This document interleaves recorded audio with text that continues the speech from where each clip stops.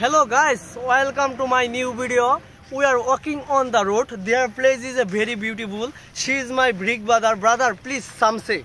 Oh my God, he is very nice. He speaks to fluently, but I am a beginner. But I try to learn English day by day, practice to English. But I don't know future life. Inshallah, I fluently try to speak in front of you. মানে এটাই বুঝাতে যাচ্ছি যে ভবিষ্যতে হয়তো আমি জড়তাবিহীন ভাবে আপনাদের সামনে তার মতো কথা বলতে পারবো।